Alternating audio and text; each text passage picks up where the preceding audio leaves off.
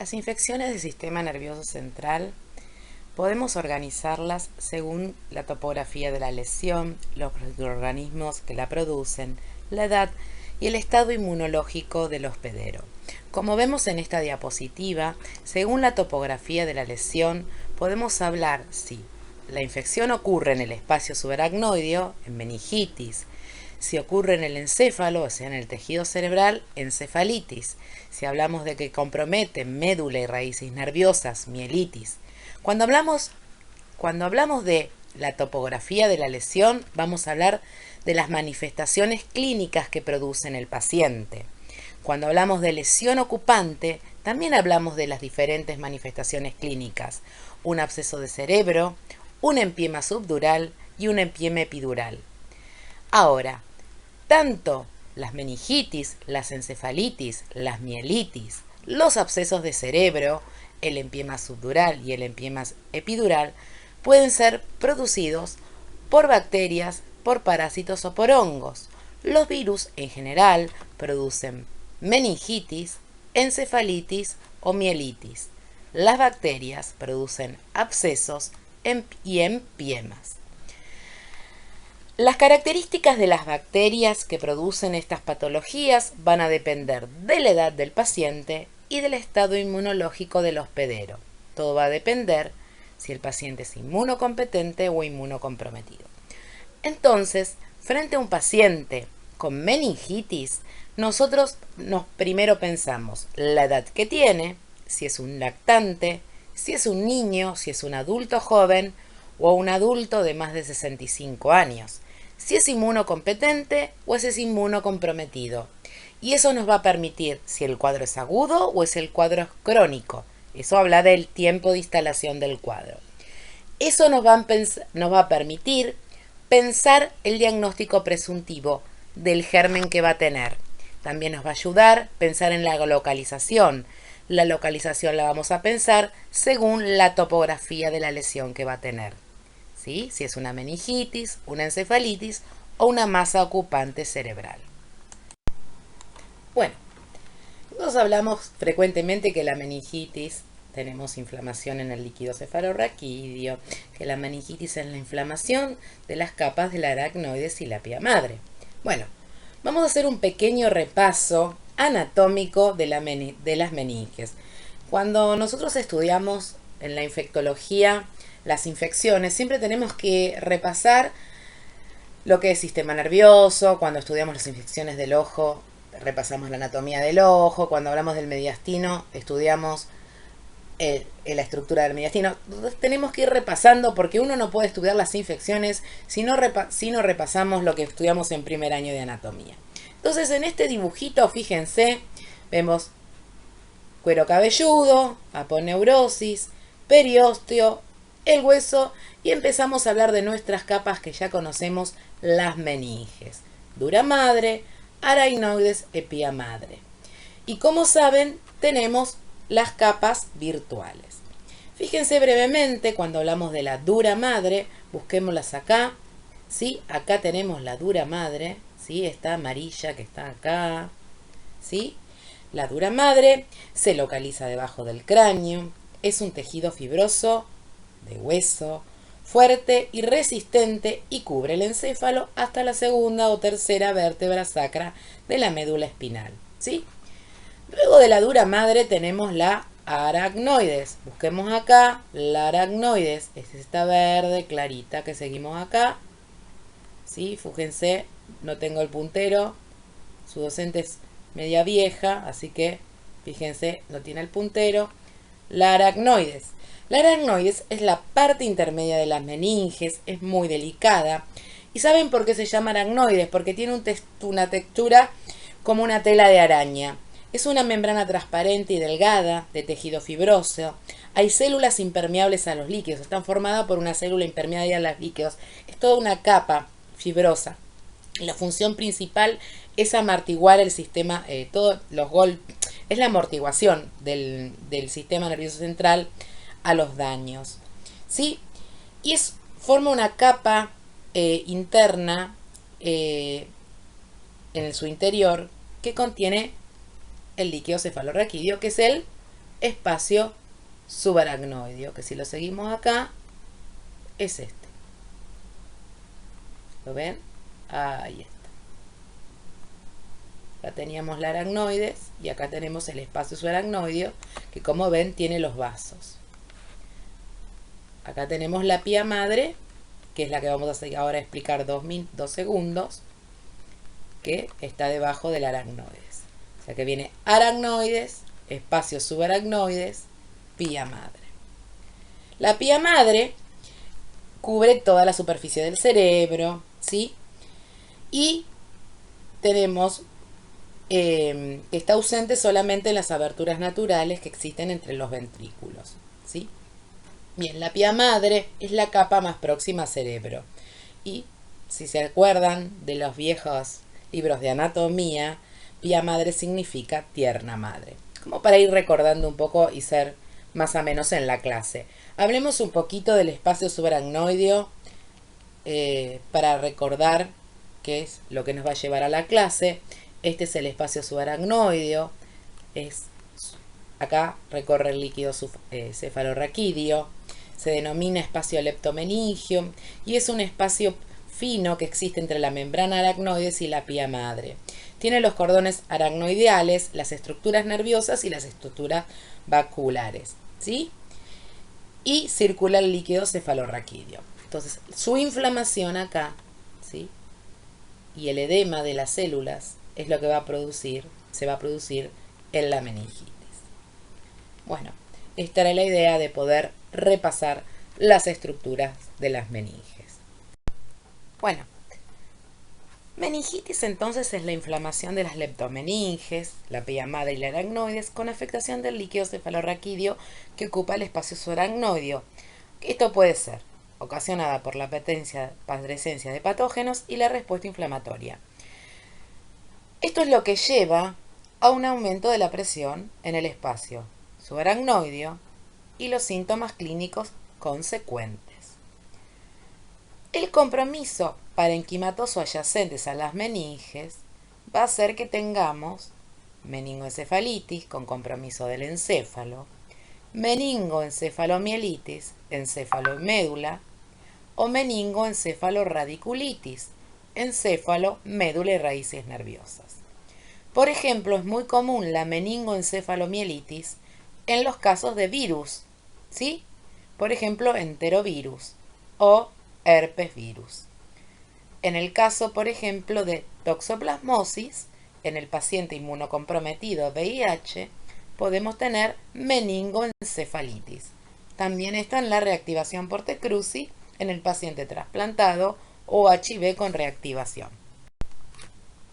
Como podemos ver acá, tenemos el pacientito con meningitis, el espacio subaracnoideo normal, ¿sí? El cerebro, la pía madre, ¿sí? Y el líquido cefalorraquídeo es claro, es cristal de roca. Cuando uno lo ve, se lo toma el paciente, es transparente. Uno puede ver atrás del tubo, si tiene un tubo de vidrio, ¿sí? Uno ve atrás, puede ver atrás tranquilamente porque es transparente. Miren el edema que hay en el espacio subaracnoideo en el paciente que tiene meningitis, ¿sí? Y puede haber incluso edema del tejido cerebral subyacente cuando tenemos meningitis. Y la clasificación es en meningitis bacteriana y meningitis asépticas y las meningitis crónicas. Fíjense que las meningitis bacterianas son una emergencia infectológica que presentan mayor morbimortalidad, ¿sí? Requieren un diagnóstico rápido y un tratamiento inmediato para evitar una evolución fatal con secuelas irreversibles. La tasa de mortalidad llega a un 25% y la de morbilidad un 60%. Tiene un líquido cefalorraquídeo turbio, ¿bien? Cuando uno toma la muestra al paciente y lo pone, ¿sí? Uno no puede ver lo que hay detrás. Uno de los gérmenes más frecuentes de la meningitis bacteriana es el meningococo, el Neisseria meningitidis o el neumococo, ¿no? Streptococcus pneumoniae. Cuando uno tiene un paciente que sospecha meningitis por la clínica, tiene fiebre, cefalea, signos meningios, y uno no le puede tomar la muestra por punción lumbar, tomar una muestra de líquido cefalorraquídeo, uno lo que hace es tomar el hemocultivo y ya estar administrándole los antibióticos endovenosos. Es una emergencia infectológica. La demora del inicio del tratamiento antibiótico incide en la mortalidad del paciente. Uno no puede dejar que el paciente esté 5 horas en una camilla esperando ser evaluado, ¿sí? ¿Qué pasa con las meningitis asépticas?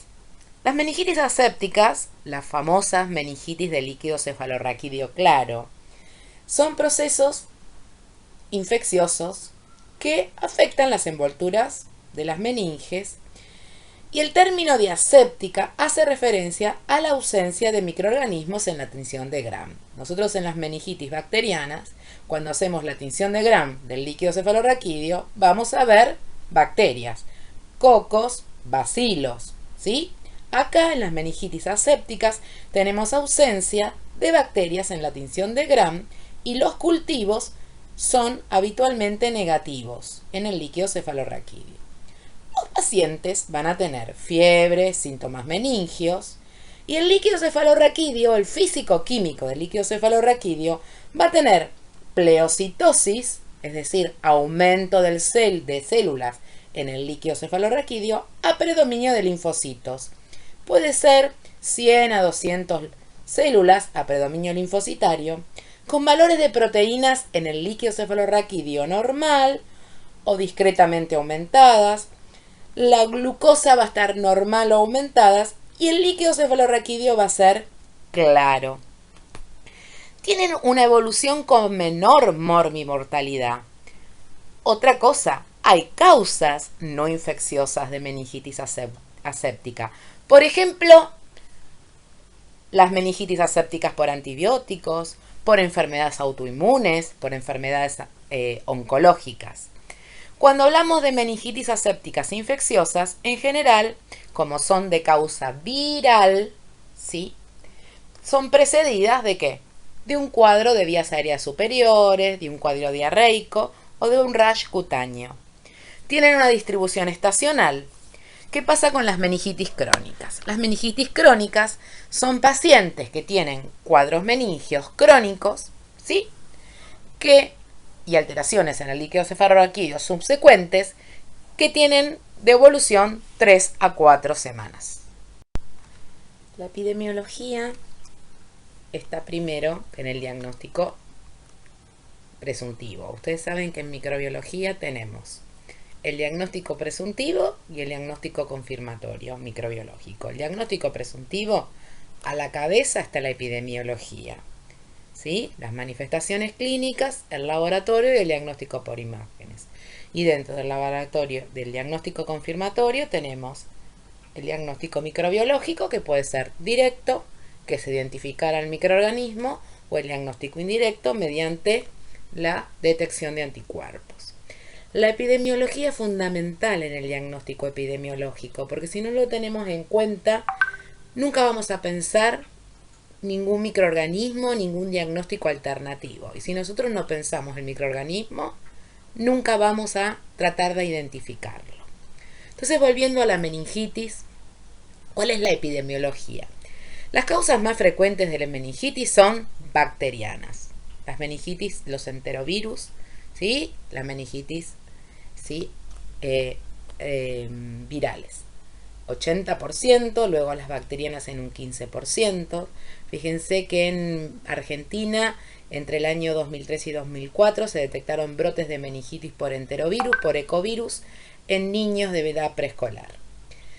Después tenemos Neisseria meningitidis, que es causa de las grandes epidemias, y hay 13 serogrupos de Neisseria meningitidis, y en Argentina tenemos el serogrupo B, C, W135 e I. Y obviamente la distribución geográfica y el potencial epidémico varía según el serogrupo. Estas son las características del líquido cefalorraquídeo según los diferentes tipos de meningitis, ¿sí? Fíjense la meningitis bacteriana, la meningitis viral o aséptica, la meningitis causada por hongos y la meningitis tuberculosa. La meningitis bacteriana va a tener una presión de líquido cefalorraquídeo cuando le realicemos la punción lumbar al paciente muy alta, ¿sí? Lo mismo que la meningitis por tuberculosis y la meningitis micótica, que si bien puede ser variable, la meningitis por criptococo neoformas tiene presión de apertura muy alta. Volviendo a la meningitis bacteriana, el recuento de glóbulos rojos en el líquido cefalorraquídeo es altísimo, ¿sí? Tiene neutrofilia de hasta 10.000 blancos a predominio de polimorfos nucleares. Hay hiperproteinorraquia, ¿sí? En general, las proteínas en líquido cefalorraquídeo oscilan hasta 45 miligramos decilitro. El normal de proteínas en líquido cefalorraquídeo, fíjense que en la meningitis bacteriana llegan hasta 500 miligramos decilitro. La glucosa en el líquido cefalorraquídeo en la meningitis bacteriana es muy baja por el consumo de las bacterias. La glucosa normal en el líquido cefalorraquídeo es la mitad de la glucemia. Por lo tanto, cuando mido glucosa en el líquido cefalorraquídeo hago empalar una glucemia. En general suele ser muy baja. La coloración de Gram, como vamos a ver después, es positiva hasta en el 90% de los casos y el cultivo es positivo hasta el 85% de los casos. ¿Qué pasa con la meningitis aséptica? La presión del líquido cefalorraquídeo en el momento de que se toma es normal. El líquido cefalorraquídeo, los glóbulos rojos, en general es de menos de 300 células. El predominio va a ser de linfocitos, no va a tener muchos neutrófilos. Las proteínas van a ser normal o ligeramente elevadas. La glucosa no va a estar disminuida, va a ser más de 40. El Gram va a ser negativo, es decir, no va a haber bacterias en el Gram y el cultivo va a ser positivo en un 50% de los casos. ¿Y saben por qué se dice esto? Porque como hablamos de meningitis aséptica, muchas veces con cultivo negativo, el que tiene la bacteria que frecuentemente tiene cultivo negativo con un LCR claro puede ser Listeria monocytogenesis. Fíjense, la meningitis micótica, los glóbulos blancos pueden llegar hasta 500, ¿sí? Los neutrófilos son bajos, menos de 50, proteínas elevada, la glucosa baja, ¿sí? La coloración obviamente de Gram va a ser negativo y el cultivo puede ser positivo hasta el 50% de los casos. Con la tuberculosis, con la meningitis por TBC, tienen hiperproteinorraquia, tienen la glucosa muy baja, hipoglucorraquia muy marcada. La coloración de Gram, la mayoría de las veces es negativa, está mucho más cerca del 37 que del 87, y el cultivo positivo es un 70%, diría yo. Bueno, vamos a hablar un poquito de meningitis bacterianas. Las meningitis bacterianas las podemos organizar según el grupo etario. Como yo les decía al principio, cuando uno tiene tiene una persona con signos clínicos de meningitis, dentro de la epidemiología que piensa para orientarse al agente etiológico es la edad, fundamentalmente, porque obviamente la edad le sugiere la epidemiología de una persona. Un niño de 1 o 3 meses o más de 3 meses ve que puede estar en un lactario, un niño más grande va al jardín de infante, una persona más de 60 años tiene distinta comorbilidad, un paciente inmunocomprometido tiene deficiencias en la respuesta inmunomoral. Por eso la epidemiología incluye a la edad del paciente. Fíjense, menores de un mes tenemos que tener en cuenta el Streptococcus agalactiae. Como vamos a ver más adelante, el Streptococcus agalactiae es flora de el intestino y es flora del aparato genital de la mujer y se testea en forma obligatoria a partir de la semana 35 y 37 y forma parte de la sepsis y la meningitis del recién nacido. Streptococcus pneumoniae, Escherichia coli y Listeria monocytogenes. Listeria monocytogenes También es causa, como ven, de los adultos mayores y de los pacientes inmunocomprometidos. Cuando hablamos de 1 a 3 meses de edad, volvemos a encontrar Streptoneumoniae, Neisseria meningitidis, Haemophilus influenzae tipo B, que ha disminuido su frecuencia porque hay una vacuna.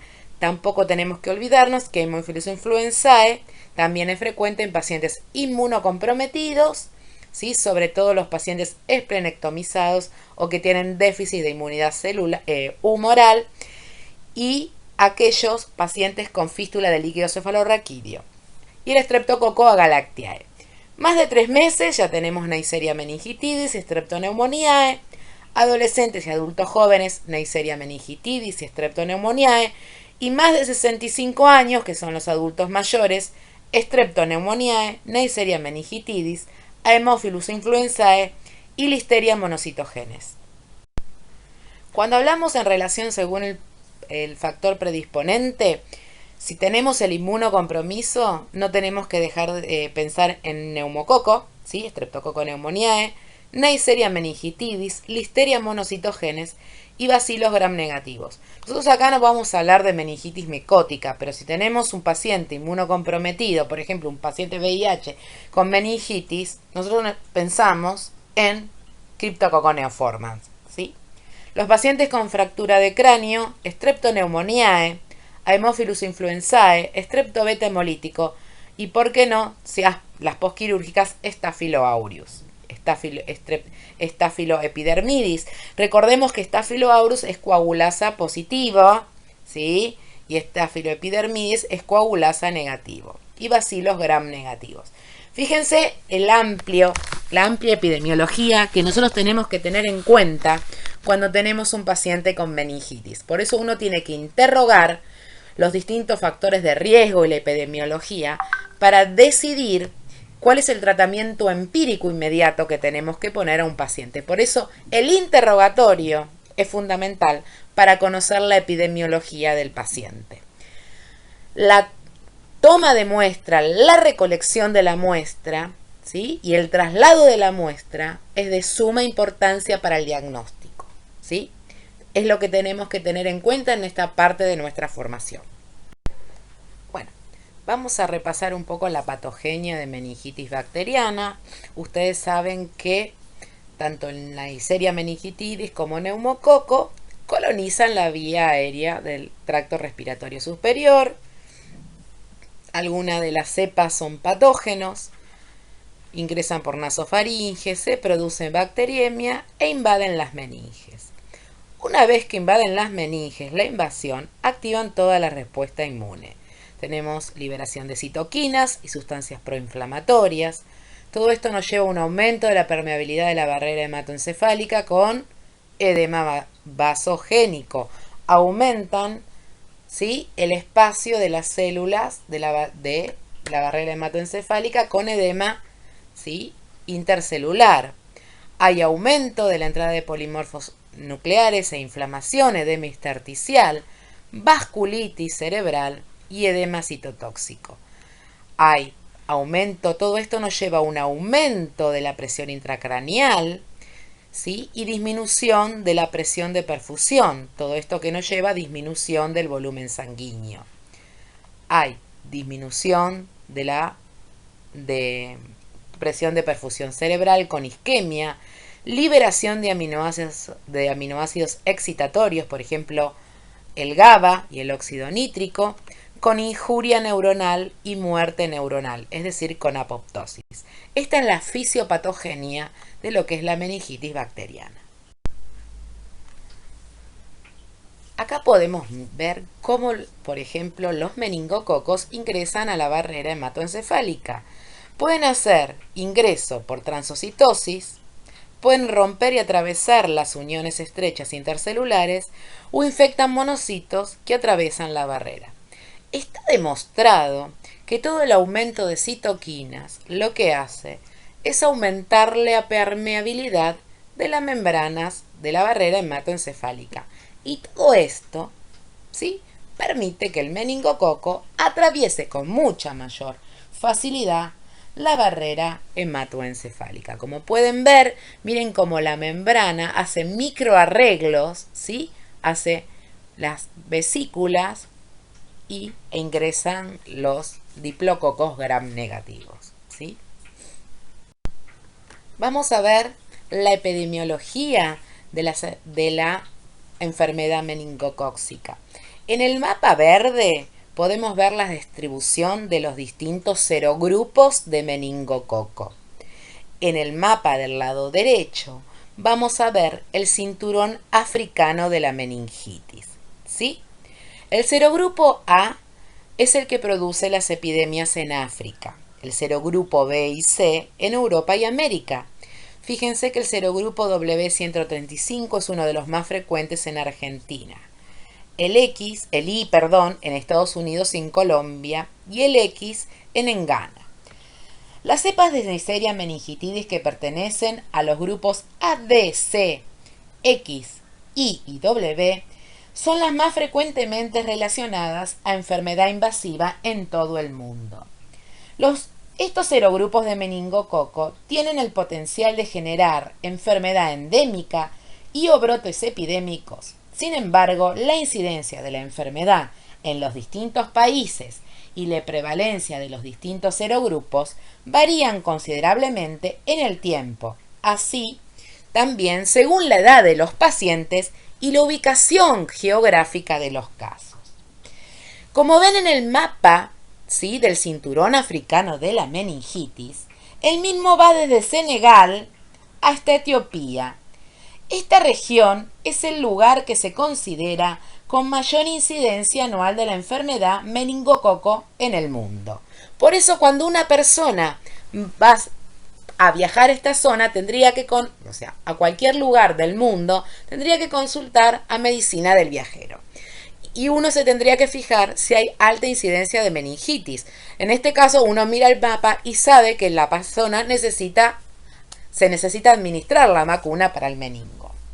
El serogrupo A ha sido tradicionalmente la causa más importante de esta enfermedad, si bien existieron otros brotes por estos serogrupos. ¿Sí? Acá vamos a ver qué pasa con la enfermedad meningocócica en la Argentina. Como dije antes, es una patología que tiene un comportamiento endémico, epidémico y está dentro de las enfermedades de notificación obligatoria. Históricamente, los serogrupos predominantes en la Argentina fueron el B y el C, ¿sí?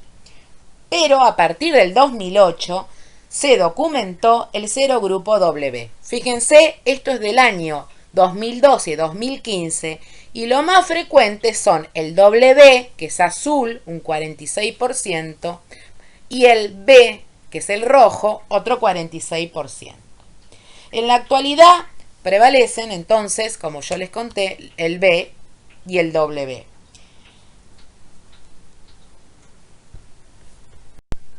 Bien, vamos a mirar un poquito la estructura de Neisseria meningitidis para entender su patogenia.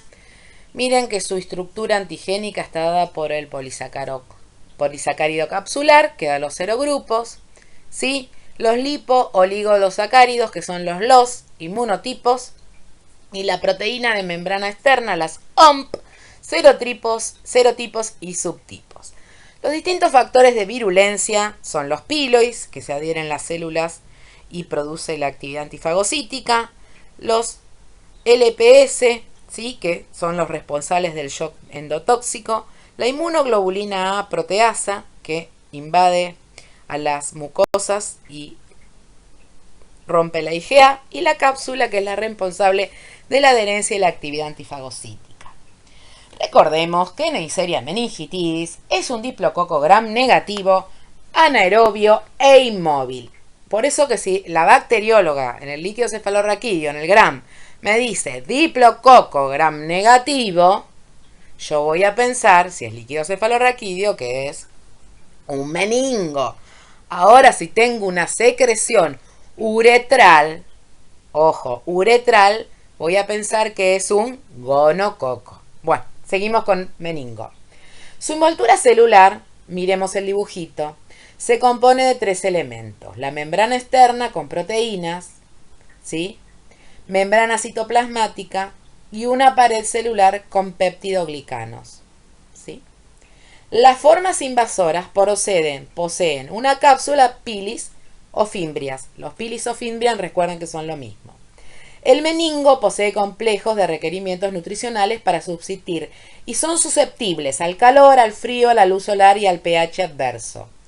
La cápsula polisacárida es la que nos permite dividirlo en 13 serogrupos, designados por la letra A, B, C, D, X, Y, Z, 29E, W, 135, H, I, K y L. Los serogrupos que se relacionan con enfermedad en seres humanos son el A, el B, el C, el Y y el W135. ¿Sí? Por A y por B, ¿sí? Por A y por B de las porinas se definen los 20 serotipos y sus serotipos conocidos. ¿Sí? La cápsula polisacárida, que es la que nos permitió además dividir por serogrupos, ¿sí? Tiene actividad para evadir la fagocitosis y sobrevivir a la desecación de la mucosa nasofaringea de los pacientes colonizados. Repasando, los 13 serogrupos más frecuentes, se basa entonces la clasificación en la reactividad inmunológica del polisacárido capsular, que es la base del desarrollo de las vacunas actualmente disponibles. Bueno, ¿cuál es la patogenia? Nosotros hablamos que la mayoría de los pacientes están colonizados, pero hay algo muy importante. No todos están colonizados con cepas patógenas. Lo que se vio es que en los brotes de meningitis, ¿sí?, la mayoría están colonizados con cepas no patógenas. En realidad, para que un meningo cause patogenia, se tienen que dar muchas condiciones. Veamos lo que tiene que pasar. Hay una colonización del epitelio nasofaringeo. Se tiene que, miren, estos con pelitos acá, que son las fimbrias, los diplococos gram negativos, tienen que atacar el epitelio nasofaringeo, tienen que atravesar el citoplasma, tiene que haber ruptura del citoplasma, llegar a la submucosa, ¿sí?, hacer bacteriemia, resistir a la fagocitosis, ¿sí?, a la actividad bactericida del suero, invadir al sistema nervioso central, producir respuesta inflamatoria y así la meningitis. Recuerden que el mecanismo de transmisión de Neisseria meningitidis es por gotas respiratorias. El meningococo, la gota que transmite el meningococo, es por gota y por contacto. Cae a 1 metro. El meningo establece contacto íntimo con las células epiteliales de las mucosas no ciliadas del tracto respiratorio superior, donde ingresa a las células brevemente antes de migrar a las células apicales de las células para su transmisión a un nuevo huésped. La aportación asintomática es común en adultos sanos que eliminan las bacterias en forma frecuente. Además de la transocitosis, recuerden que el meningo atraviesa el epitelio directamente después del daño de la monocapa o a través de los monocitos en forma de cabazo de Troya. En los individuos susceptibles, una vez adentro, una vez que ingresa y hace bacteriemia, el meningo puede sobrevivir, multiplicarse rápidamente y diseminarse, ¿sí?, haciendo bacteriemia y meningitis.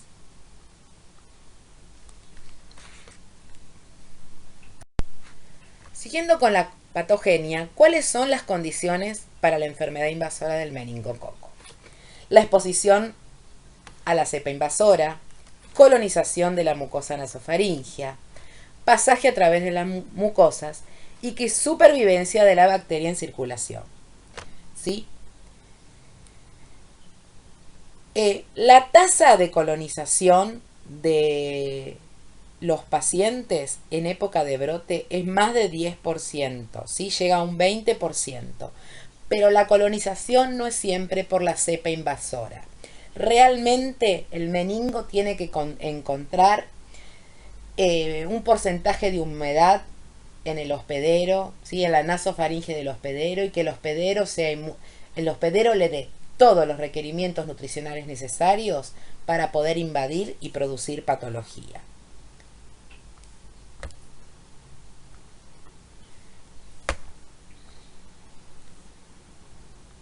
¿Sí?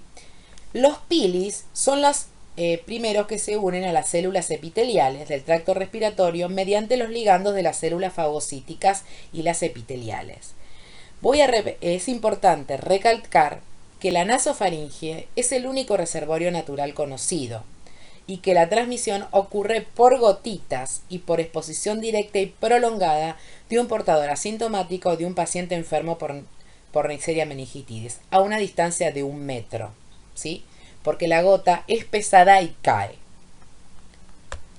¿Cuál es el cuadro clínico que produce meningococo? La enfermedad meningocócica tiene implicancias individuales y comunitarias y puede presentarse de distintas formas clínicas, independientemente del estado de salud de los pacientes. Puede ser un síndrome de febril sin foco hasta un cuadro de shock séptico fulminante, que puede ir por meningitis, sepsis, neumonía, artritis y pericarditis. La letalidad general de la enfermedad meningocócica invasora va del 8 al 14% y entre un 5 a un 15% cuando se presenta como meningitis. ¿Sí? Puede ser bacteriemia sin sepsis, meningococcemia sin meningitis, meningitis con o sin meningococcemia, meningoencefalitis y, como dije antes, otros cuadros sin meningitis. La meningococcemia crónica ocurre en pacientes con ciertas situaciones como déficit de complemento, C5, C9, deficiencia de C3 y properdina, asplenia anatómico-funcional, hipogamaglobulinemia o VIH, ¿sí? Y estos pacientes tienen fiebre, lesiones cutáneas, compromisos oculares y tienen hemocultivos positivos, ¿sí? Para meningococo y no tienen meningitis. Por eso es importante a los pacientes con asplenia o inmunocomprometidos vacunarlos para el meningococo. La enfermedad severa, la meningococcemia severa, produce necromorragia de las glándulas suprarrenales, coagulación intravascular diseminada, ¿sí? Isquemia y falla multiorgánica, ¿sí? Estos son los casos más severos que uno puede ver en los pacientes. Esto es lo que hablábamos un poquito antes sobre la colonización. El hombre es el único reservorio. La transmisión es de persona a persona mediante gotas. Fíjense, entre un 10 a un 30% de las personas jóvenes está colonizados. En las epidemias puede llegar hasta el 70% la colonización. Y la duración va a depender del huésped y del serotipo. 9 de 10 cepas son consideradas no patógenas, ¿sí? La portación actúa como reservorio de la enfermedad, pero estimula la inmunidad en el huésped. Y fíjense, los grupos de riesgo es el tabaquismo, las infecciones respiratorias, el sexo masculino y las poblaciones cerradas. Pasamos a otra bacteria también frecuente en meningitis, y esta la podemos ver en niños y en adultos mayores o no. Estreptococo, el neumococo. El neumococo forma parte de la flora normal de las vías aéreas superiores, de la nasofaringe. Coloniza el 10% de los adultos sanos y del 20 al 40% de los niños sanos durante los meses de invierno. Es un patógeno casi exclusivamente humano y la vía de transmisión es por vía respiratoria. Observen la pirámide. Los casos más frecuentes son las enfermedades no invasoras, rinosinusitis, otitis media. Después siguen las enfermedades no invasoras como neumonía, y cuando nosotros hablamos de enfermedades invasoras hablamos de bacteriemia y de meningitis, ¿sí? En general, las enfermedades severas aparecen en pacientes con comorbilidades, pacientes asplénicos, pacientes inmunocomprometidos, pacientes con déficit de la inmunidad humoral, pacientes con diabetes mellitus, pacientes con insuficiencia renal, alcohólicos o desnutridos, ¿sí? Acá podemos ver que el neumococo es un comensal, estamos colonizados, ¿sí?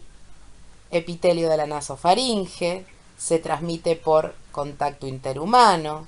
En general siempre hay un antecedente de una sinusitis, una otitis media o el paciente se broncoaspira y hace neumonía. Después bacteriemia y después hace una decimación secundaria. Fíjense, este dibujo es muy claro. Factores de riesgo para la enfermedad neumocóxica invasiva son las extremidades de la vida, la asplenia, el alcoholismo, la diabetes, los antecedentes de un cuadro viral previo, alteraciones de la inmunidad, infección por VIH y adquisición de una cepa virulenta. La meningitis por neumococo apareja mucha comorbilidad. Los pacientes suelen tener no solamente alta mortalidad, sino alta comorbilidades. Fíjense, suelen tener infartos, ¿sí? Trombos a nivel del venosos, con infarto del tejido circundantes y mucha lesión neuronal con hemorragias cerebrales. Listeria monocitogenes produce meningitis en pacientes inmunocomprometidos, en neonatos y en adultos de más de 65 años. ¿Sí? Es un gran positivo, un enovio facultativo, ¿sí? Y tenemos 13 serobares. Recuerden que la bacteria tiene un amplio crecimiento en el pH. Lo más característico es que se transmite por consumo de alimentos contaminados por el bacilo. Todo tipo de alimentos, el reservorio son los animales. O sea que alimentos de origen animal más cocidos, peces, crustáceos o cualquier producto lácteo no pasteurizado. ¿Sí? La mayoría de las veces, y acá tenemos que aclararlo, el líquido cefalorraquídeo es claro. Puede ser turbio o ligeramente opalescente, pero en general es un líquido claro. El Gram suele ser negativo, ¿sí?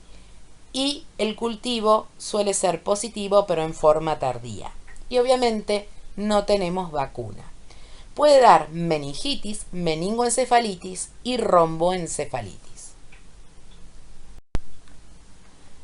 Acá tenemos brevemente una diapositiva de patogenia cuando tenemos la invasión de listeria, ¿sí? Pasa por los mononucleares, es intracelular, invade hígado, replica en hígado y en envaso, bacteriemia y va. Corazón, puede ser miocarditis, atraviesa placenta, recuérdense que produce meningitis y bacteriemia en el recién nacido, y sistema nervioso central. No tenemos que olvidarnos de Mycobacterium en tuberculosis, enfermedad endémica en la Argentina. La TBC tiene que estar siempre como diagnóstico alternativo. El diagnóstico es muy difícil. Es siempre secundaria una lesión de otro órgano, ¿sí? En general en el pulmón, y acompaña una primoinfección, a una tuberculosis reciente o una TBC miliar. No siempre el paciente es inmunocomprometido. Y es muy común ver que la lesión pulmonar no presenta actividad. La epidemiología es muy frecuente, tenemos que conocer los antecedentes del paciente. Los pacientes en general, pero no siempre lo tienen, los antecedentes de desnutrición, sarampión, tos convulsa, inmunosupresión, cambios hormonales, enfermedades inmunosupresoras, y uno tiene que preguntar si tuvo tuberculosis o tratamientos inadecuados incompletos, o si alguien de la familia tuvo tuberculosis. ¿Qué pasa con la vacuna? Recuerden que la falta de esta vacuna aumenta significativamente el riesgo de padecer la tuberculosis meningia. La vacuna, una de las indicaciones, o una de las indicaciones para qué sirve la vacuna BCG, es para disminuir el riesgo de formas meningias de la TBC, ¿sí? Y tener en cuenta los antecedentes socioambientales. La TBC meningia tiene una forma crónica, una evolución crónica, un líquido cefalorraquídeo con pleocitosis, hipoglucorraquia, ¿sí? E hiperproteinorraquia. Hablamos de la meningitis bacteriana, ahora vamos a hablar de la meningitis aséptica. Es una meningitis aguda, tenemos alteración del líquido cefalorraquídeo, no tenemos bacterias como dijimos antes, o sea que el gram es negativo, ¿sí?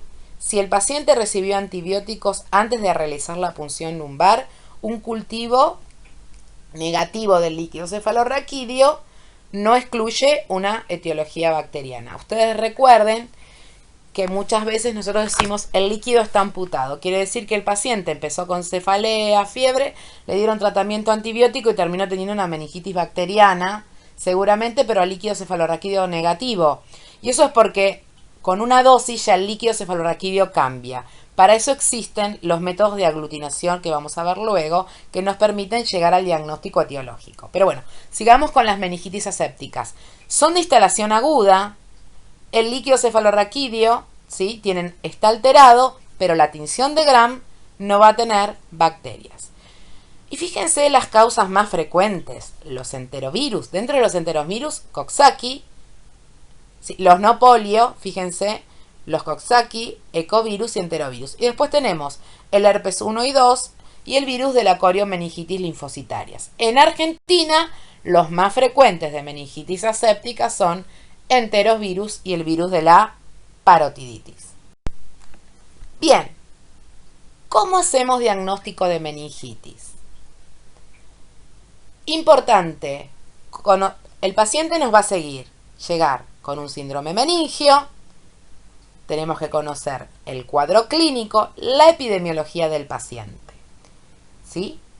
Vamos a hacerle una tomografía de cerebro, si tiene indicación de tomografía, eso se va a evaluar cuando ustedes estudien clínica médica, hagan semiología. Y para hacer el diagnóstico definitivo microbiológico, vamos a hacerle una punción lumbar para estudiar las características del líquido cefalorraquídeo y le vamos a hacer hemocultivos. Epidemiológicamente, el paciente tiene que tener aislamiento de contacto y de gota durante las primeras 24 horas de tratamiento, ¿sí? Para la meningitis por meningococo y por Haemophilus influenzae, porque son gérmenes que se transmiten de esa forma. Si tiene meningococo, va a haber que darle profilaxis a los contactos, ¿sí? En caso que los pacientes estén 5 horas diarias, que los contactos hayan estado 5 horas diarias con el paciente infectado, o aquellos médicos que hayan estado con él en forma, ¿sí?, muy cerca, por ejemplo en una intubación. Y no se le hace aislamiento ni se da profilaxis a aquellos pacientes aquellos contactos de pacientes con meningitis por neumococo. El paciente con meningitis va a tener fiebre, cefalea y fotofobia. Los signos meningios son signo de Kernick, ¿sí? Hay rigidez de nuca cuando flexiono la cadera. El signo de Brusinski, hay flexión de cadera cuando flexiono la nuca. Realizamos la punción lumbar, ¿sí? A nivel, se toma la muestra del líquido cefalorraquídeo. En el primer tubo se tiene que enviar para hacer de rutina el recuento celular, dosaje de glucosa y de proteína. Yo ya voy a estar viendo el aspecto que tiene que ser claro. Se puede medir ácido láctico, cloro y también se manda para distintas pruebas serológicas. Repasando las características del líquido cefalorraquídeo, miren, acá podemos ver el líquido cefalorraquídeo normal, ¿sí? 1 a 5 células, a predominio de linfocitos, la cantidad de proteínas y de glucosa. Ojo que este cuadro tiene todo en gramos litro. El que mostramos anteriormente era miligramos decilitro, ¿sí? Ojo cuando lo vean. Pero es importante que sepan lo que es la característica de un líquido cefalorraquídeo normal. Porque después si quieren saber si un líquido está alterado o no, no pueden verlo. Primero sepan cuál es el líquido cefalorraquídeo normal. Diagnóstico microbiológico, es el segundo tubo. El primer tubo lo mandamos al laboratorio y van a hacer el recuento celular, las proteínas y la glucosa. En paralelo va la glucemia. El segunda muestra va a bacteriología. Se tiene que transportar inmediatamente, no hay que refrigerarlo, salvo que guardemos para hacer PCR. ¿Sí? Recuerden que si nosotros lo refrigeramos no podemos cultivar, porque el neumococo se va a morir de frío. Hay que conservar la muestra a temperatura ambiente, si no se puede refrigerar inmediatamente. La sensibilidad de las técnicas va a depender del volumen de líquido cefalorraquídeo enviado al laboratorio. Por eso siempre hay que llamar a Bacterio y preguntarle cuánto necesitas más o menos de líquido cefalorraquídeo. La cantidad de mililitros que nosotros mandemos es importante. Por ejemplo, necesitamos 1 mililitro para cultivar bacteria y 2 mililitros para cultivar hongos o para cultivar tuberculosis. El líquido cefalorraquídeo. Miren la sensibilidad de las técnicas. El GRAM tiene una sensibilidad de 90% para diagnóstico, es decir, llega el líquido cefalorraquídeo y la bacterióloga lo va a centrifugar y va a teñir para hacer el GRAM. Con el GRAM positivo va a haber diplococos positivos, Streptoneumoniae en un 90%. Haemophilus lo va a ver en un 86%. Neisseria meningitidis en un 75%. Bacillus gram negativos en un 50%. Y Listeria monocitogenes 30%. Y el cultivo va a ser diagnóstico, ¿sí?, en un 70 o 85%. ¿Sí? Fíjense acá podemos ver los cultivos distintas formas. Eso es una cosa. Una vez que la bacterióloga miró el GRAM, lo va a cultivar en distintos medios para después, ¿sí?, lo que crezcan, las colonias que crezcan en las placas, le va a hacer distintas técnicas bacteriológicas para que finalmente tengamos la identificación del germen. Una vez que tenemos la identificación del germen, se le hacen las técnicas de antibiograma. Bien, con el sobrenadante hacemos la serología, detectamos los antígenos, ¿sí? Si el paciente recibió antibióticos previamente, puede ser que la tinción de GRAM la tinción y el cultivo sean negativos. Para eso tenemos la serología, que se puede hacer por antígenos de látex o por ELISA, que tienen una sensibilidad, fíjense, mucho más o menos más alta que la tinción de GRAM y que el cultivo. La detección entonces de los antígenos capsulares puede ser por contrainmunoelectroforesis, por coaglutinación y aglutinación de látex y por ELISA también. Tienen indicación cuando el GRAM y el cultivo bacteriano es negativo en un paciente que recibió antibióticos, en meningitis por neumococo, Haemophilus y Neisseria meningitidis. Con respecto al tratamiento antibiótico, cultivo negativo y los antígenos bacterianos son detectados a 3 a 10 días de iniciado el tratamiento antibiótico. Nosotros también ahora tenemos como alternativa hacer PCR, ¿sí?, que es un poquito más cara, pero se puede usar si no tenemos disponible la detección de antígenos bacterianos. Acá tenemos, como pueden ver, distintas placas y el GRAM de las distintas bacterias, ¿sí? Escherichia coli. Acuérdense que esto es en los neonatos. Haemophilus influenzae. Miren los bacilos, ¿sí? Streptoneumoniae. Miren los diplococos. Es trabajo de laboratorio. El diagnóstico de meningitis virales se hace habitualmente por PCR en el líquido cefalorraquídeo, ¿sí? Así que la mayoría de las veces ese líquido va refrigerado cuando se guarda. Siempre uno guarda un tubo pensando que va a ser técnicas de biología molecular, así que lo tiene que refrigerar a menos 20. Bueno, para terminar la clase, esto lo vamos a ver en la teórica de vacunas. Recuerden que dentro de prevención tenemos las vacunas para la Haemophilus, para meningococo y para neumococo.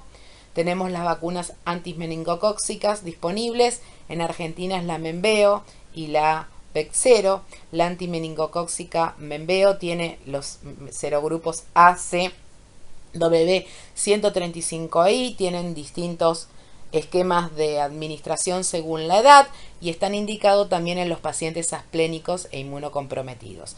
La antimeningococo B salió hace poquito y tiene también, se le puede dar a los niños y a los pacientes a partir de los 13 años. Con respecto a la vacunación para el neumococo, va a depender si es mayor o menor de 65 años. Los menores de 65 años se vacunan solo los que tienen comorbilidades, como vamos a ver luego, que son los pacientes EPOC, los pacientes con cardiopatía, los pacientes con inmunodeficiencia.